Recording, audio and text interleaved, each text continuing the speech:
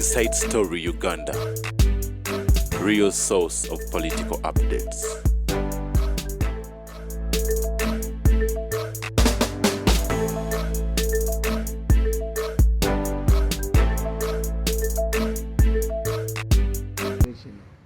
So jajja tali mu mbeera nnungi jajja Mole olw'okuba nti abeeraawo n'awulira nti ebyentalo bino by'obeeramu eby'abamafiya jajja bimweraliikirira. Entalo si nze nzibeezaawo, entalo bo bennyini be bannumba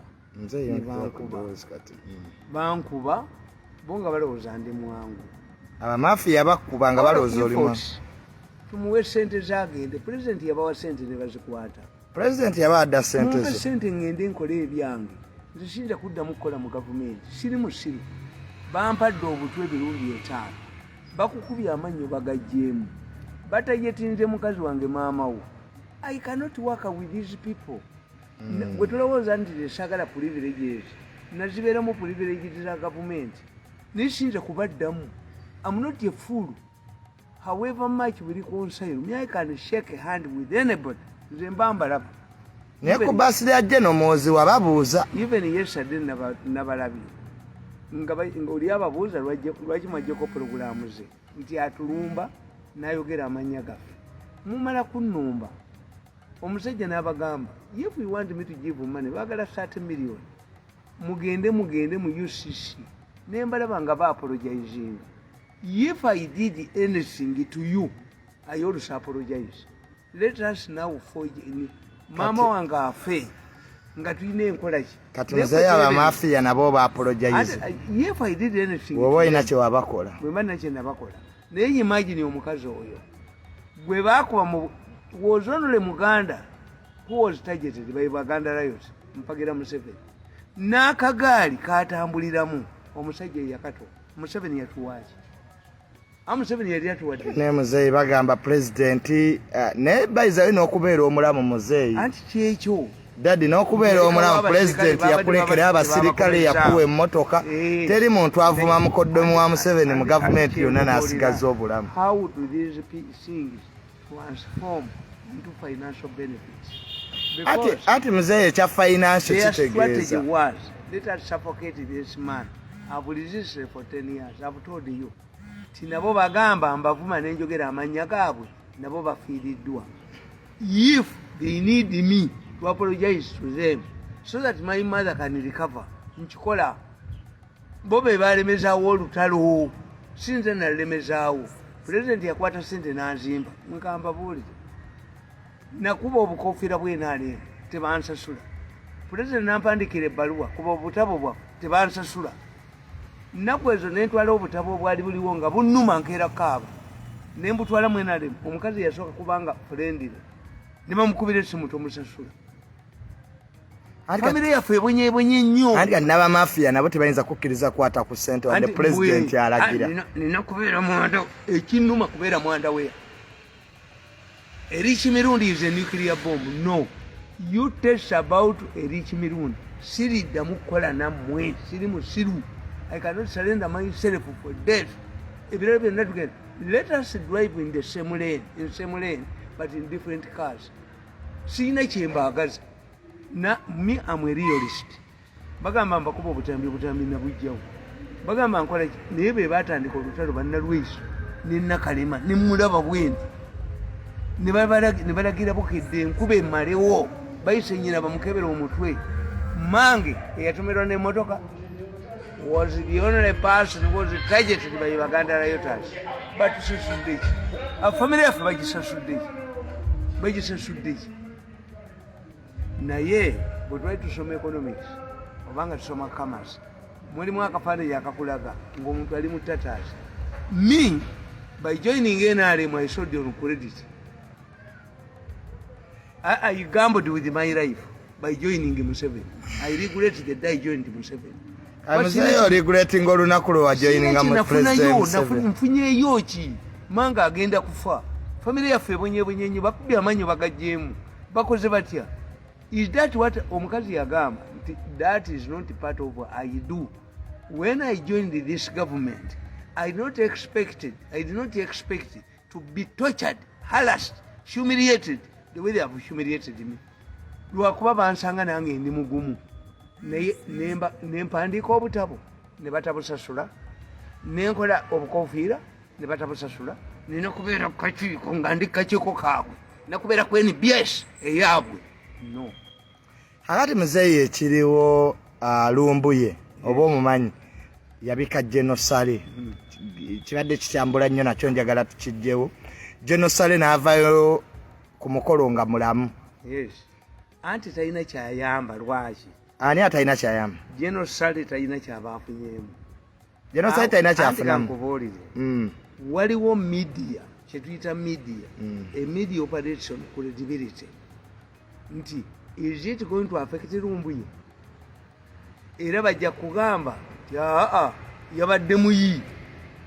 Genosale yabadde mulwadde. Anti kyenkubuulira nti bano kye batamanyi abali mu gavumenti. Once a government loses the public trust and confidence, everything it does becomes a referendum. Kati Sarena bwaba yabadde mulamu ne bwavaayo, how long did it take him to come out? Kikutegeeza nti ekyo tekijja kulumbuye bantu. Okitegedde? Ekyokubika genosale tekijja kulumbuye bantu. Lumbuye is too good to be true. Nti mu byayogedde 10 bumuwaamu ekifu kimu. Kati muzeeyi kyo anti Lumbuye byayogera bituufu. Anti kyenkubuulira ako bw'olabye county audience ye eri affected. Aba abantu bakyabayina. Yes. Naye abamu bagambye nti yaswadde okubika omuntu ate nga mulamu. Anti kankubuulire hu genosale. Anti nkubuulire mu bintu 10 bw'ayogeramu 8 nga mutuufu n'aleetayo kimu tebamuddukako. Kubanga olina okumanya why do these people trust? Do you believe nti omuntu ali mu ddwaliro ng'obulwadde bwe babujjanjaba ayinza okugenda mu ssabo? Kati wasoma psychology, Maria yasoma psychology, nasoma psychology. Can we take nyinza okutwala mama wange mu ssabo nti kubanga alogootana? Nkitegeera this an effect nti alowoozezza nnyo. Ali mu mbeera gy'agamba omwana wange bagenda kumutta ne batulumba ne bakola batya ne programs bazijjeeko aziwulira. Isa psychologically tukita faculties, mental faculties. Kakati suffering from mental breakdown tontwala mu ssabo. Kakati what makes yali mukambwe ennyo. Radio Tanzania yaliwo mu 79 nga kuliko Nyakato kuliko ne babiri n'omusajja Ali Senyonga nga be batuwa amawulire. Kati abatanzania batuuse Mwanza, abatanzania bayingidde Masaka. Yagamba gwempulira nga agiwulira. Omusajja twagendanga mu nsuku bakitaffe bagendanga mu nsuku. Lidako muzeeyi ku mulembe gwa Amini okulya radio mwagendanga mu nsuku. Tanzania anti bagitanga radio Tanzania Dar es Salaam. Nga yewa amawulire amatuufu. Agafa ku lutalo. Ndio lutalo. Kakati naye ensi bwe yamwagalira nga Lumbuye. Waliwo ensi bwe kwagalira nga tokola kibi. You are too good to be true. Kakati yagamba tulumbiddwa amagye ga Tanzania mu kifo ky'olwaleero. Era Sergeant Musa Umaru bamuse ku border. Naye tukutte Omutanzania, tukutte Kano Omuchina. Yaleeta omusajja Omuzanzibaali, omupoliisi gwe battira ku border. Omusajja gwe yayita Kano Omuchina yali mu serikale nga lyakulosa border. Olutalo lw'e Tanzania lwava ku mivumba. Babusobola emivumba ne bagitwala e Tanzania, abaana ne bababba. Nga siringi ya Uganda eya Tanzania erimu eza Uganda 7. Nze nakolanga amagende e Tanzania. Tutwala engoye, tutwala amagi. Daddy wakolako amagende Tanzania. Tutwala kabalagala. Anti siringi ya Tanzania emu yalimu eza Uganda 7. Siringi ya Tanzania emu yalimu eza Uganda 7. Nga kyotundayo kyonna ofuna. Kakati abajasi ba Amini ne batuleedinga mukama waabwe bali abasajja ne babafere Tanzania. Kyekyava ku lutalo lwa Tanzania. Naye Amini yagamba nti bannange nkubulya Lumbuye tiwaliwo omuntu wabeera nti too good to be true nekyayogera kyonna ne bwe kya busiru bagenda nakyo. Amini was trusted.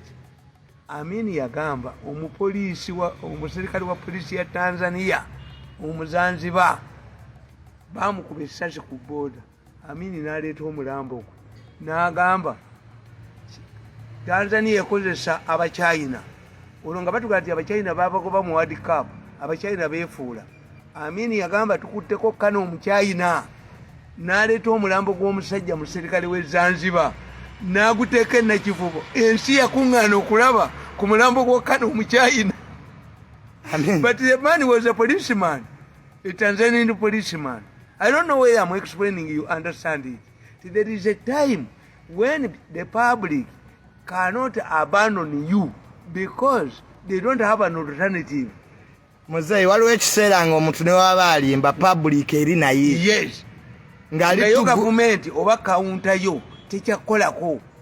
The only thing you can do kumujja kumpewo. Kati Lumbuye ne bwakera ku bacha n'alimba. Era abantu asigala nabo. Which other source do they have? Kati balina alternative. Tebalina alternative.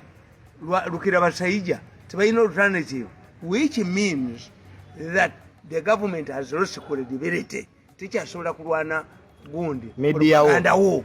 Government ya NRM tekyasobola kulwana propaganda wo. Anti ani ajja. Tewali ayogera. Tulumbuye. Kakati nenkugamba Amini yagamba nti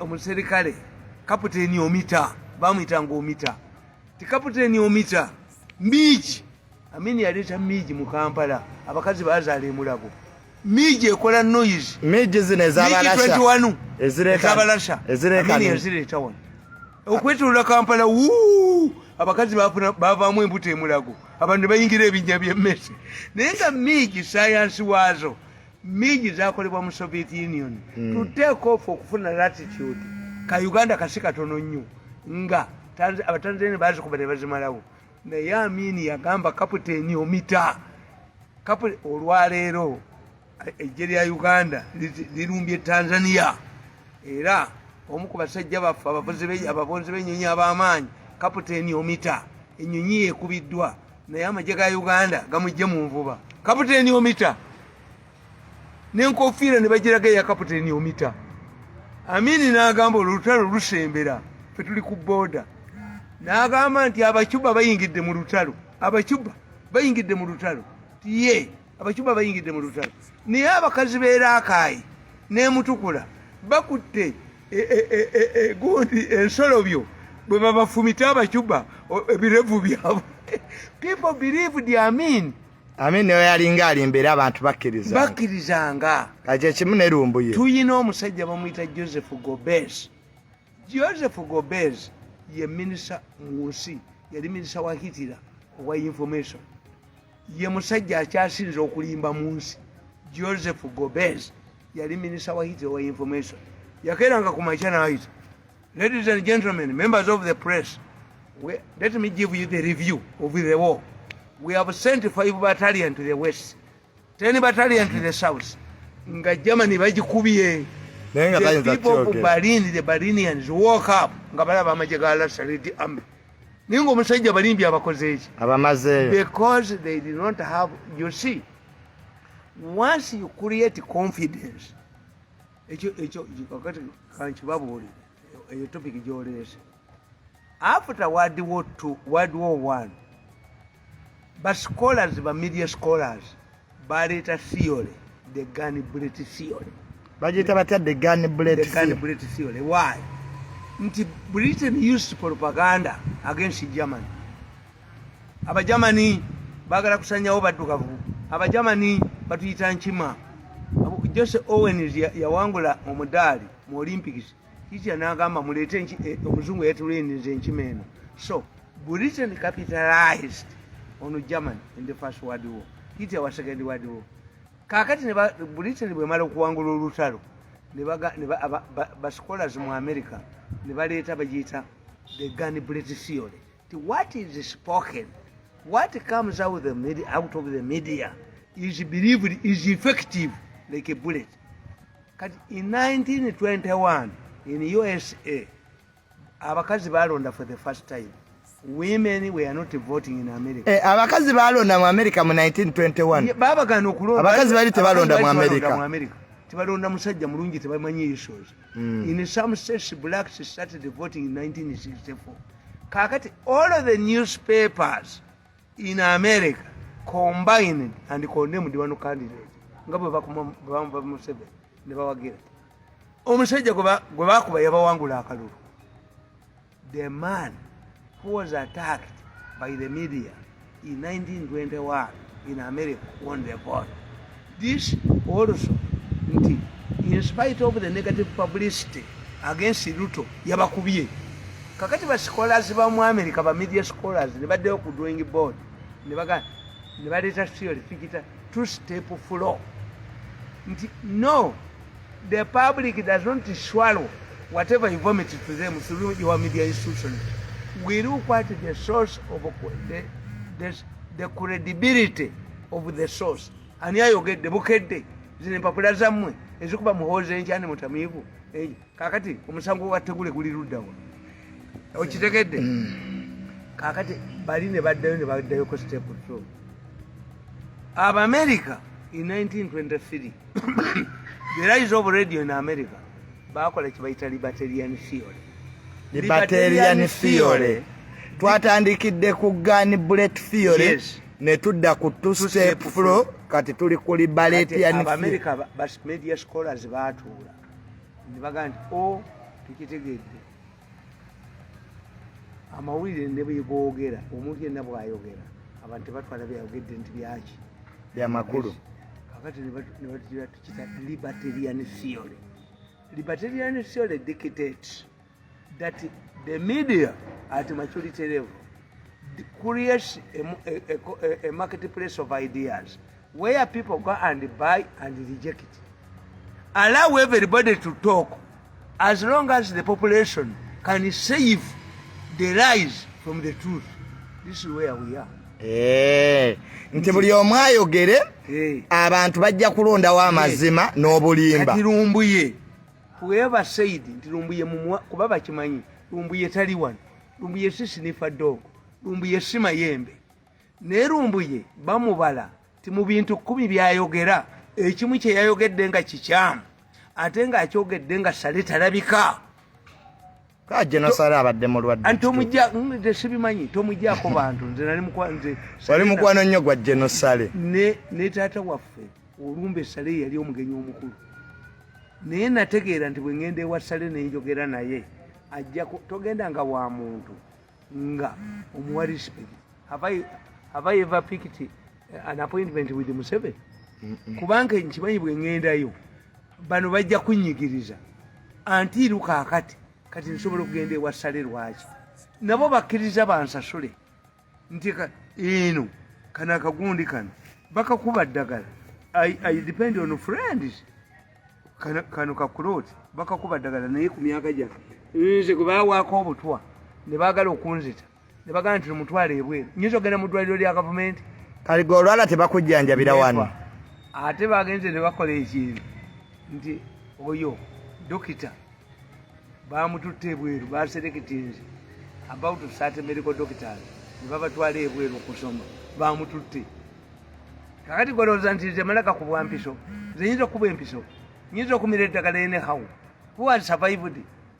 Kano night yagamba nti Museveni alagidde bamutwale ebweru nga Museveni talina wano niŋŋaana. So therefore kati nkubuulira nti okugoba ekintu who does not tell lies. So if you thought nti ekyo bakikolako Kenya Kenyatta yakwata Jejo Kariuki omusajja n'amutta bamuyita Jejo Kariuki nga mukikuyu munnaamwe amuyitiriddeko kati ne bagenda mu Daily Nation ne bakuba mu mawulire gaabwe nti J Kariuki, a man called J Kariuki, bakuba J Kariuki in Lusaka. Headline: the following day the body of J Kariuki was found Mungongo Hills. Kuba baba Kenya bati basula Mungongo wano Museveni yatuyambe najjawo namanga. But Daily Nation yatuuka okutunda kopi amawulire ne bagazira bagikuba. Why? Daily Nation bagigamba nti J Kariuki yechekinze e Lusaka. A man called J Kariuki yechekinze e Lusaka nga wa intelligence. Ne balimba Daily Nation bagoba abakozi bane mu Daily Nation. this does not apply to Lumbuye. Why? Lumbuye does not have an alternative. Lumbuye is like the government agents. Nabo bakola ki? Nabo balimba. Kati Lumbuye tosobola kuba Lumbuye. What Lumbuye helps you to kita, if you want to solve a political problem, create a contradiction. It has helped the people to see that Sale is alive. Sale bazze bamubika. I don't know why. Ate buli lwabika omuntu awangaala nnyo. Sale ne bwe yabeera mu nsiko nga bamubika. Manyi Sale oyo yandako omukono guli bwegwe. Baamukubira ebukalabi. Yonna Sale baamukuba amasasi. Sale baagenda ebukalabi. Kozi nga n'abajaasi bali ab'obote nabo bayiza obukodyo. Gaali mu miti waggulu. Kati basale bajja bataamu. Negereka kwa kuba amasasi ebukalabi. Sale ebukalabi baamuyolawo buyoozi. Ayina amasasi wano omukono gwe guli bwegwe. Yonna Sale ayina amasasi mu mukono. Baamukuba ebukalabi abantu ne bamuyola. Amagye g'obote gaamukuba. Era nze twatandika ne Sale project bukalabi project nga ya Mwanyi. Naye ne banwanyisa ne banzika Kayanja nankuba nanzijawo. Jeno Kayanja yakulwanisa. Sale yali azze waffe nga ntutte Divinity Union tuteke ekyuma ky'Mwanyi Kaliisizo ekipolosesinga. Sale baali bamuttidde ewaffe Kaliisizo. Yeno Sale baali bamuttidde wa? Mu kaluluko. Baamuleeta emisinde. Bamanya baleeta emmotoka emisinde etomere Sale wali ewaziriddamu. Lindako muzeeyi. Nkugambye era bakyayisenze. We wakyaza Jeno Sale eri ewaffe. Ne baleeta emmotoka etomere emmotoka ye. Yava kyotera. Nga kiri intention. Jeno Sale akukyawe. Ankyawe. Ne mubateera nze nkolanga jjanzi. Sale ne mubateera. N'omuta. Sale namusanga mu nsiko. Sale n'aŋŋamba yali tanneesiga. N'ayita Kayihula. Naga Kayihula. Give this step boy a cup of milk and a military jacket. Enamusale. Jeno Sale wamusanga mu nsiko. Yes. Sale n'ampita. Nga bamutadde ku military commission. N'aŋŋamba no. These people cannot choose for us. I'm a young man. Sale n'aŋŋamba I was born in 1964 at Ntungamo. Jeno Sale bamuzaana 1960. I was close to Sale. Naye kati nalaba Kayanja ng'aleese ekimberimberi kuba nze bantya buli wamu. Balowooza bwe ŋŋenda ewa Sale nja kuba w'amaanyi nnyo. Era Sale yaŋŋambako kyoba bakuyiganya eyo gy'oli lwaki tojja mu NADS ninga no. Yakuyitako mu operation. Balinzise. N'ate ne Jeno Kayanja mwamala ne muba ba mikwana ate ne mmala ne mwawuka. Tetwawukanangako. Kayanja awo omwana wange omulimu. Kayanja nze omuntu ankubira bwereere. Kayanja yali ayagala mbeere kyamani wa fayi. Naye ng'obwongo obwange si bwa kyamani wa fayi. Jeno Kayanja yali ayagala obeere kyamani wa fayi. Kayanja yali akimanyi ti ndi mukwano gwa Tumukundi. Kambabuliremu. Olunaku lumu twatuulanga.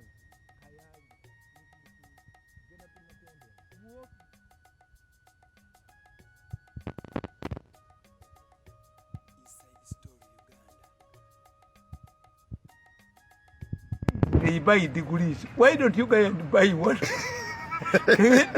Ngati bagalana. Yenga Tumukunde alaba. Komuze.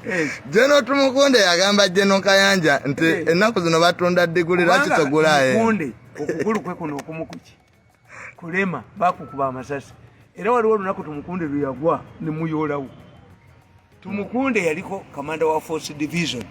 Teri muntu yenna yadumirako Force Division.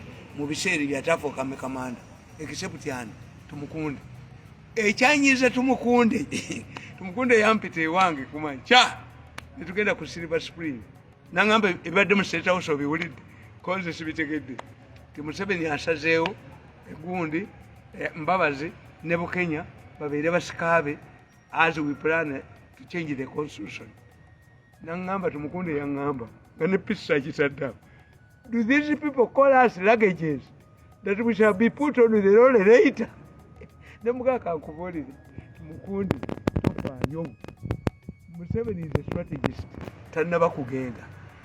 Museveni ekisanje yakikola ki? Ajja kisamu. Tumukunde yanyiga butamuyita. Tumukunde. Tumubeere mu amagezi. Tumukunde Museveni batta abantu babiri abaluma Museveni. Batta omusajja ono eyali atunda amafuta era abamonisa ne bakuba mu basumaali be bamuse naye ng'omusajja oyo yali afunye sente ekiro bamusasula ne balowooza sente azisuziza luwe era eyamutta yali mu byambalo bya local defense omusajja baali bamuyitaani ne batta Sonko omukazi Sonko yagenda omusajja bamuyita Kaseenene yalina enkola nga babba emmotoka ate ne baziranga tigwiranga kati omukazi bw'alanga emmotoka Sonko alina oluganda ne bagundi bano bantakke ndowooza ali omu ku bakazi baabwe ku bakyala baabwe alaba emmotoka erungujja ewa Kaseenene bamugobere omusajja driver we yamugamba nti tobawa ssente be bagibbye ayiso those people kati Museveni alagira yagenda omusajja omeze Ssemwanga naye yali Busegeeyi eyanyiiza Museveni nga bamubuulidde omusajja ono bamusasudde sente ekiro ate mu mmotoka tezaalimu yazitwala mu banka n'azisuulayo ekiro bagenda ozikima nga taziina bamwitanganisaani kakati pulezidenti n'alagira Yiso eyiga ababbi Tumukunde yagamba Kayanja sijja kutta babbi okujjako nga Museveni ampadde an insulating instrument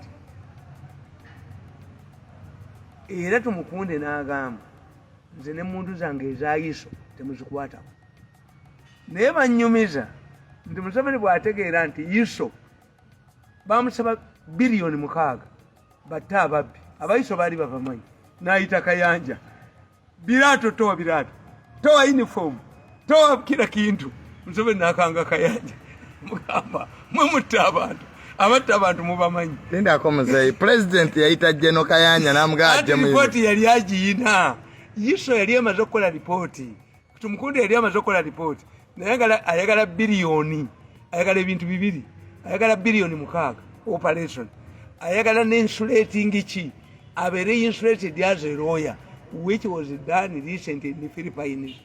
Those who kati president namuyita niwanga nti Kayanja towa biraato towa kila kintu towa Museveni na intimidating Kayanja namugamba Kayanja omanyi ababbi n'omusipi n'agumujjako Kayanja n'agamba ababbi tubalinako lipooti tubamanyi namugamba genda obatte anti obamanyi Wembule kwekuleeta Wembule era olunaku lumu twali ku kimeeza nga tugenda ku kimeeza nga Kayanja ategese okunkubirako empi Kayanja yali ategese okukuba empi ku kimeeza ng'operation njirwanyisa mbagamba mutta abantu babwereere byakiba eki sale yampita ewaka twasiiba mukono yampita ewuwe yampita ntugenda tulambula naye nga yekyaliko ye sale yali amaze okukitegeera nti Kayanja agenda kunchapira empi Kayanja was a very popular man but what I was arguing was simple nti toyina insulating mechanism. This is what I'm telling you nti Nalweyiso General Nalweyiso bw'atandika okukwata bakisa kya Maria n'atandika okukwata kya Mukama basi papa is opening up a Pandora's box. Why? One day a person, the relatives of the people Kayanja killed will come up and sue government. Oh Kayanja, we surrender Kayanja. Kayanja did a good job. Insecurity area yesterday. Although I was fighting Kayanja at that time, but I knew Kayanja was very popular. Ngaita mukibuga ne bamukanyugira ki sente Kayanja yetta ababbi, but we use extrajudicial methods. That's a fact. One day, if we pursue General Nalweyiso's approach, nti bwe tumala okukozesa tukusuula Kayanja will be arrested in the future. Bayina yogedde ku General Nalweyiso. General omu yakutumidde nnyo. Nagamba nti ekyokubiri ebya General Nalweyiso yetabiri. Ekyokubiri nti sina buzibu na Nalweyiso. Nalweyiso ali mukwano gwange nnyo. John yo yali mu parliament. Yasomera Scotland. Ani yamuwanga sente. General Nalweyiso yawanga ono mukulu wange sente. Ngampita mwenyine singa w'abaana ngampa sente. Kaya ate kyekyabawo. Bamuyingiza that's for bannakalima baani abo.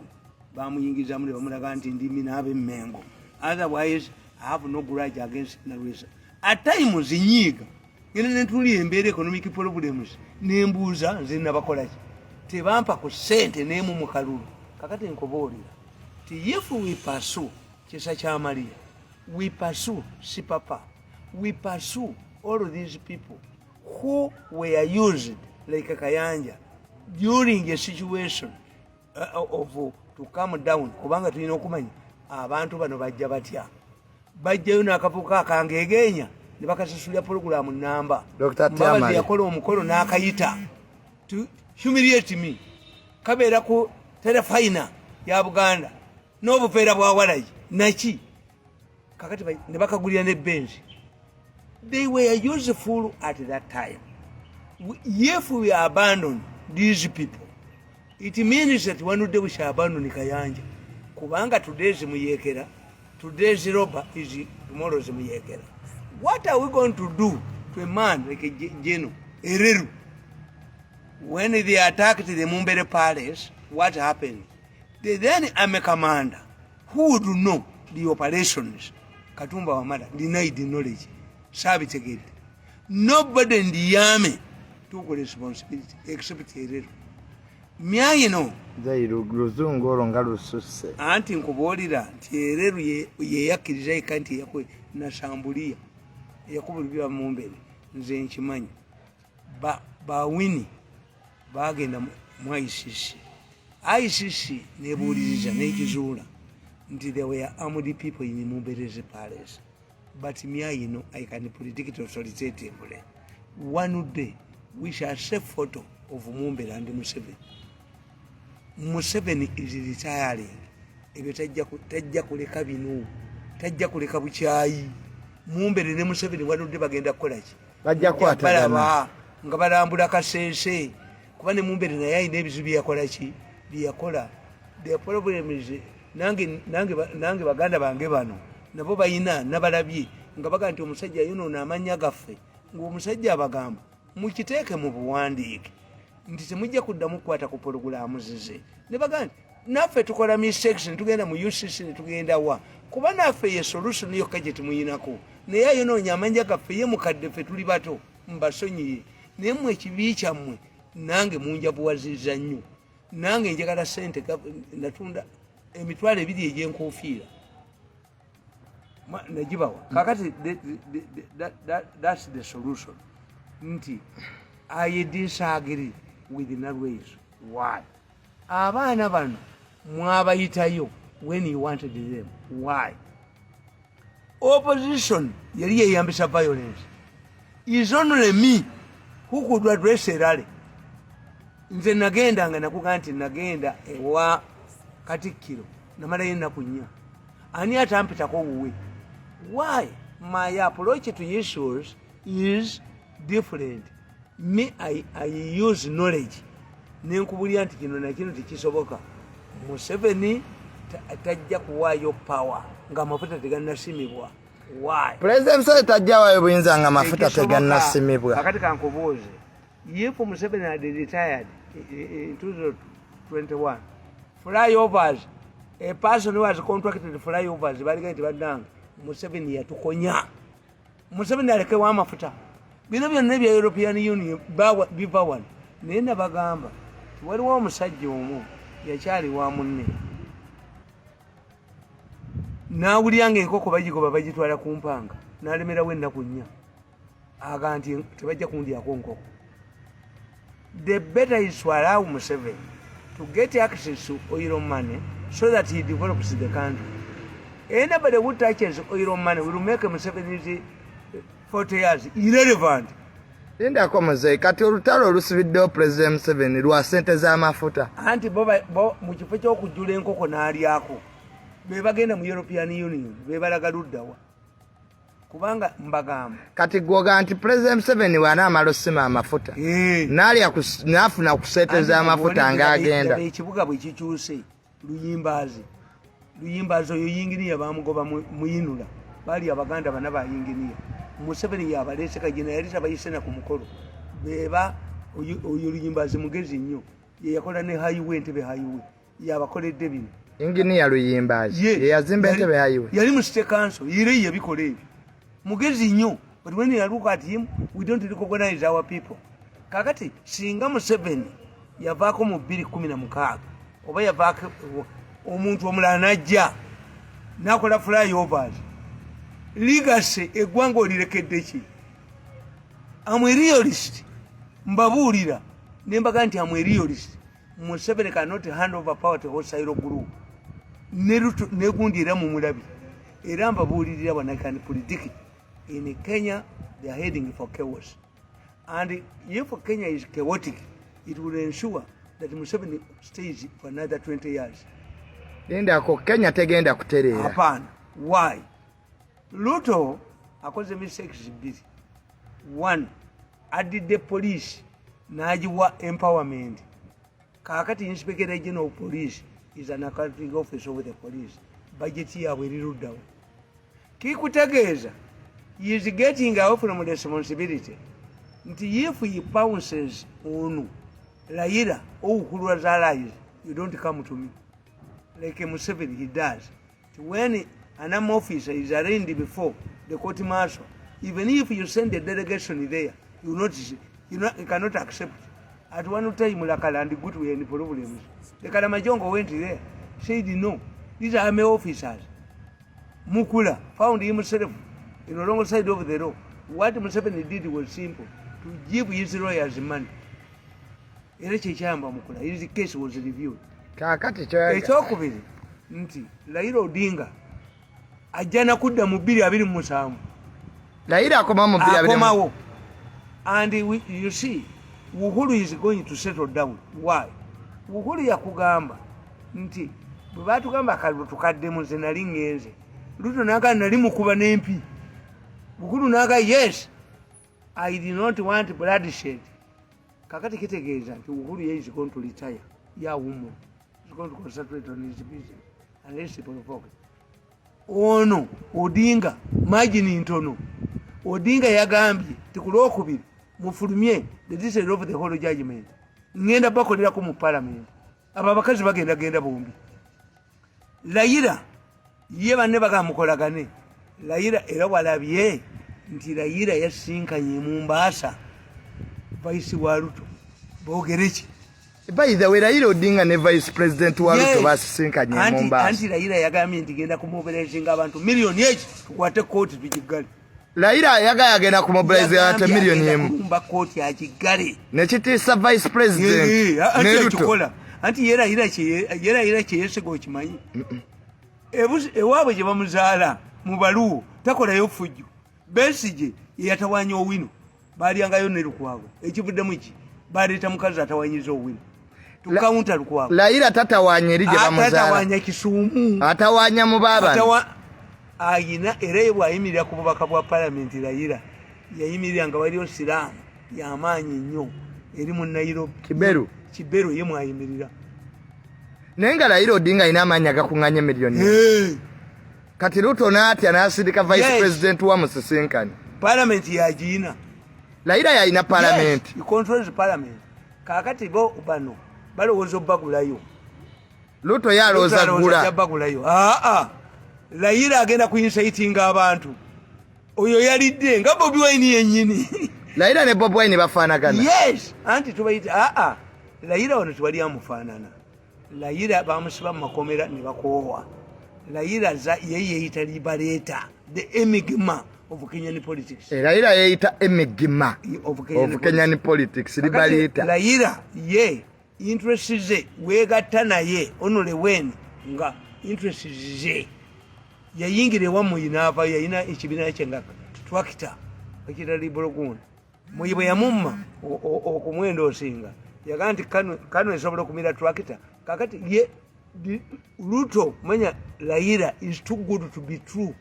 Raila is running a carrot. Nti yetabera na nsobi. Yagamba liberator. Kakati yakugambye ekizibu kyetu yina ye judiciary. Twalwanyisa ntukuba judiciary. Lwaki kuli mwagusala nti gwasinga bali. Lwaki kuno temugusaze. Ate omukazi oyo abakazi kyebereredde. Oyo omukazi Kome yavumye nnyo. Chief Justice Kome yabavumye. Yavumye nnyo Raila. Yes, what here? What? kwegamba abalamuzi abo bayina engeri gye badescribe. The woman was very abusive. Tayina kyeyalabye mu judgment ya Chief Justice we Kenya yabadde abusive nnyo. very abusive. Eri Raila. Hot hair, useless, nothing. N'atabalekeramu kati Raila yakugamba kankube judicial njijjeko. Olutalo lwa Raila kati lumu kuba balamuzi. Agenda gikuba jijjewo. Naye nga Raila asobola okuba judicial n'agijjawo. Anti yakugambye Nze Kaseko yo yazze. yakugambye nti ku Lwokubiri eggulu gondi ya kooti ya Supreme Court ya Kenya lwe yabadde yina okufulumya efulu judgment abalageko. Yagambye tetujja kukkiriza kooti kugiwamba. Ekyokubiri Ruto najja akola ensobi. Toyinza kubeera ng'olina ebidomola bya petroli mu nnyumba ate n'oteekamu ekyoto. Anko Kasoko kulikayo South Africa sebo. Kakati Tubadde wano tukyakuba nsonga za Raila. Kakati what is happening? Raila gundi Ruto yalwanye n'abamawulire ne ku mukolo gwe teyabayita. Ruto alwana n'abamawulire. But Unlike the Ugandan media, the Kenyan media is entrenched. It's financed by formidable people. ne lwaki amalwege Kenya galonda sides? Anti yekubuulira nti abo yalwanye nabo. There is also a problem in the electoral commission. Bano abaana baagala bagoba. Bano ba commissioner. Kakati Raila yakimanyi. Eyo contradiction eri mu electoral commission. Bonna bajja genda. Chebukati akoledde bwereere. Chebukati naye ajja gendera mu kavuyo kano. Anti kakati okyasobola bali konsayiringa. Tebasobola commission ye ina okulondebwa bupya. Kubanga jaji abalamuzi baagamba nti Chebukati has up to the powers of the commissioners. They are equal among the equals. Chebukati si mukama waabwe bonna ba commissioner. Teyalina kubawa tasks. Bali babalonda buli mwina kiyaji. Tebakyogera teyalina bawa mirimu. Kakati Odinga is going to exploit. Akakiiko kalina okuvaawo. That's why Besigye was saying unless you bring a new electoral commission and not participate in further elections. Why? When something is formed without your presence, and you get a chance of appointing new ones. You slot in your own people. Kakati gundi Raila mumanyi ge akakiiko agenda kagoba. Akakiiko agenda kagoba. Raila agenda kujja. Anakyuka okuva ewa Raila n'akyuka n'ava mu gundi baataddewo elections ez'abagavana. Why does he spend money in Mombasa? Ne bwe yalwala Raila bwe yalwala n'agenda e Dubai okumujjanjaba. E Mombasa Joho yasomera wano. Naye muzeeyi mugaga nnyo. Nga Bobi Wine ye lwaki talinga Raila akibeera eri Ukraine kwekubya bifaananyi. Bannange. Nedda Bobi Wine mugezi. Bobi Wine mugezi. Yes. The Russians came here. Bobi Wine went to Ukraine. But what you should understand, what the Bobi Wine yabadde Ukraine tebamwambaza uniform yabwe y'amagye. Lindako. Abalasha we bajja wano. Aba Ukraine be bayise Bobi Wine. Zinaffe tulina presidency yaffe wano. Lindako. Ali very calculated. Babadde baagala kanga President Museveni. Ye nti mu Uganda. Nabo bayinamu president. It helped us. As government is supporting the Russians, but this man is also portraying himself as an alternative. Don't say that all of people in Uganda, Bachi, Bagisi Barashi. Muzeeyi Bobi Wine tekyeyise bweyise. In fact, Kankoboli, if you make an opinion poll in Uganda, Ukraine has more support in Uganda than Russia. Ukraine na support nene kusinga Russia. Even me am support of Ukraine. Now oli supporter wa Ukraine. Why? The Russians had just for reason. One, toyinza kudira NATO bases no near the border. America, Alaska yakyali kitundu kya Russia. Yabawa musenge. N'ekigula. Why? Not to share a border. That's one. So kwendeko muzeeyi. Ekisumbuwa Russia, America yakwata base za NATO neziteeka ku Ukraine. Eraga mu NATO. Ukraine. Ekitegeeza olutalo bwe lukolera wa. Border yayo. Tetayinza kukkiriza. Why do we kakati ono lwaki wano waliwo perimeter wall? Nti omubbi you make conditions difficult by that person a simple robber cannot jump over because he doesn't know what he's going to find here. So Russia had a cause to fight, but it would have used political pressure, diplomatic pressure. But to invade and annex a country is not acceptable. Wadde Russia alina ensonga ennungi naye okulumba eggwanga eryetongodde tekikkirizika ekyo. Ng'ate tekulumbye. Eri Ukraine teyalumba. Russia would have used diplomatic channels. Russia would have used intimidation, maneuvers. But Russia, the problem is Putin. Putin has never been defeated in a war. Putin tebamuwangulangako. Yakuba Abachecheniya. Yagenda okujja nga Soviet Union bakikubye bakijje mu Afghanistan. Kati Putin believes that he can restore the Soviet Union. But the problem is nti ono omusajja mu Yudaaya. President wa Israel. Era oyo mu Yudaaya n'omulala bamuyita Fujimori yali perunga mu Japan out of immigrants ono papa mu Italy. Kakati olina okukitegeera. This Ukrainian man who is a Jew can allow his country to be destroyed. Talinayo magufa g'abajjajjaabe. President wa Ukraine yejali nti mu Yudaaya tebimukwata kuba Ukraine si munnansi. Ne Philippe Fujimori yawamba government ya Peru nga musajja mu Japan era balumbako embassy ya Japan nga aliyo omukolo yalagira ne basima ekinnya 5 mailezi bali basamba omupiira ne babatta. Fujimori yawamba government omu Japan yafugako Peru. Japan anti nkubuulira Menem mu Argentina yali ava mu Syrian parents. Menem yafuga nsi ekimuzi Argentina. Yafuga Argentina. Yes. Nenga mu Syria. Era yali musiramu ba constitution yegamba akyuke mu dini afuuka omukatoliki. Menem very popular. Ono mu Yudaaya. Papa aliko mu Italy. Peru Fujimori yali musajja mu Japan. Japanese parents. Ono gundi ono oyo mu Japan. Papa mu Italy. Si mu Argentina. No.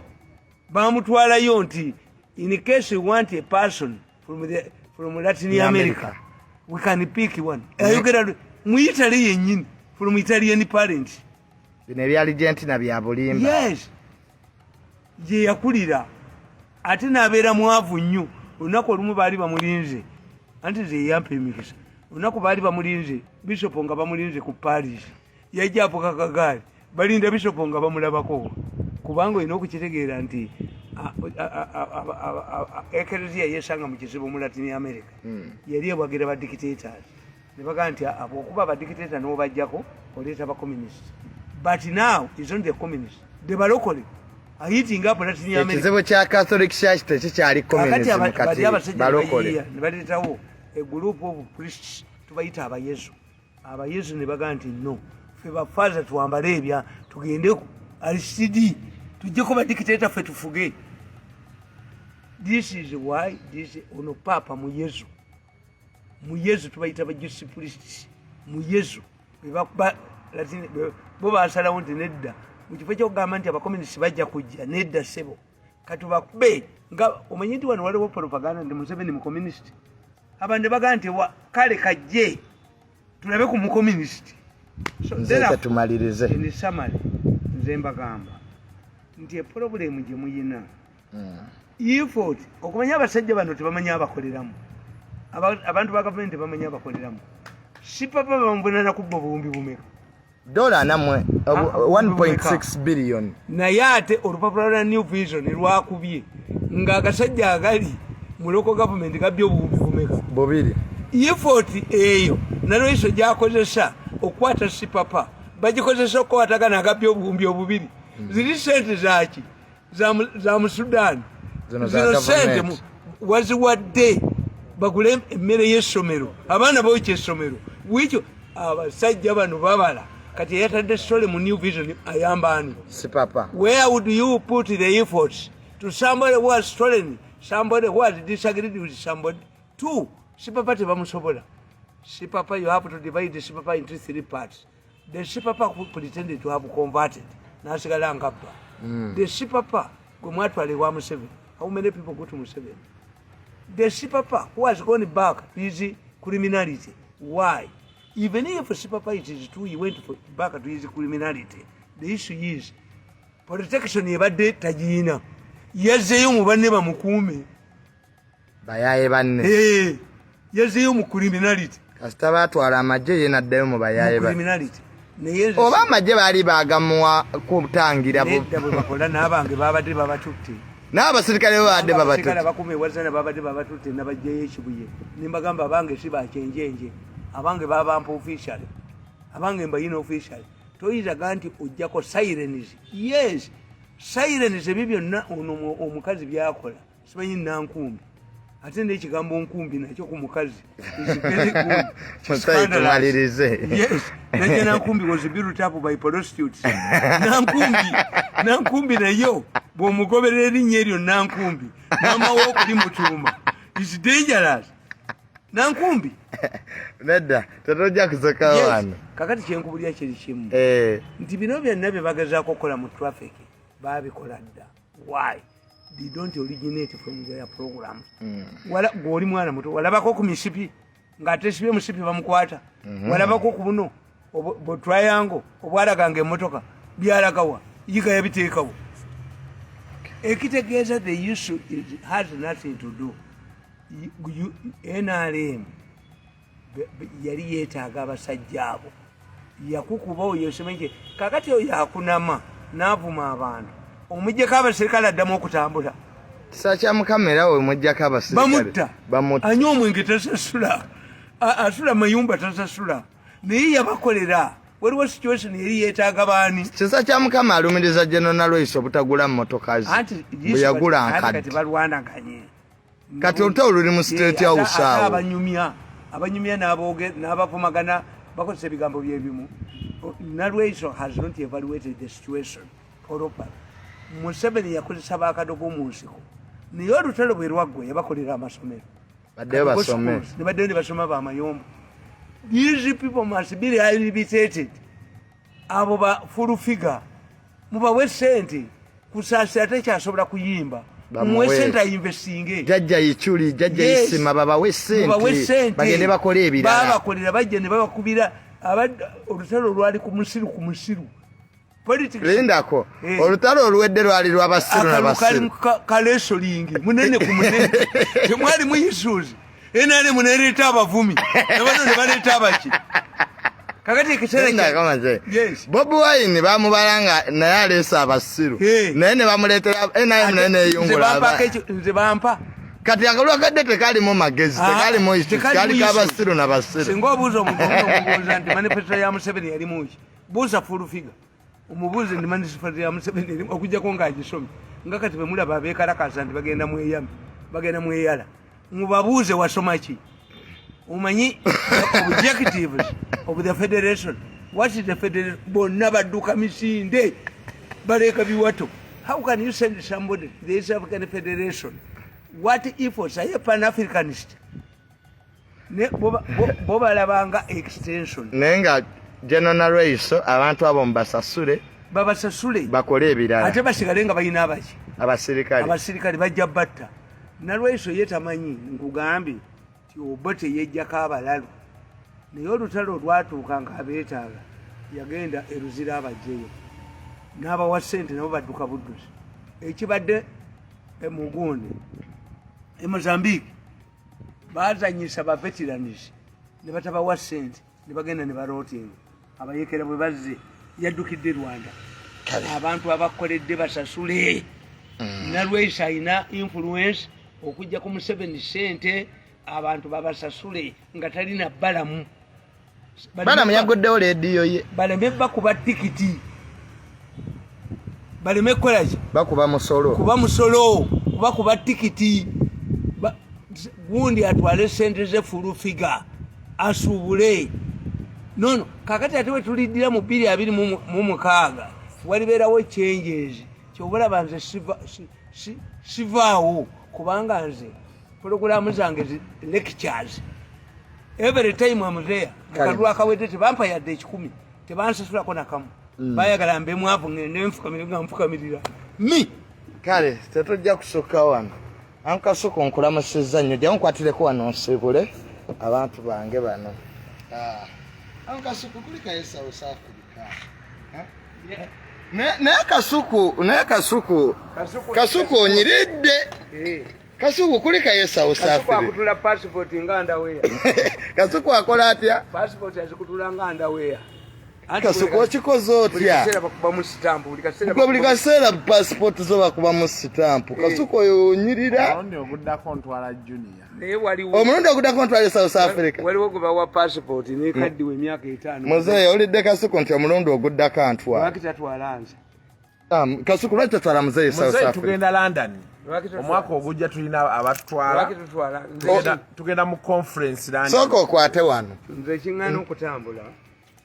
Muzeeyi ki ekigaana okutambula? Kasuku agambye nti abe South Africa muninde. Kasuku yuno agenda. Do you know that if I go to any country, Ugandans will pay to see me? Kituufu. But obukyayi obubaddewo babadde basobola n'okuteeka enjaka mu suitcase yange ne bankwatira. Nze nakyo olanga sitambula muzeeyi. Ennyonyi eyo empisa bubi. Kasuku. Anti yakulira mu maalo. Ennyonyi muna empisa bubi awundeese.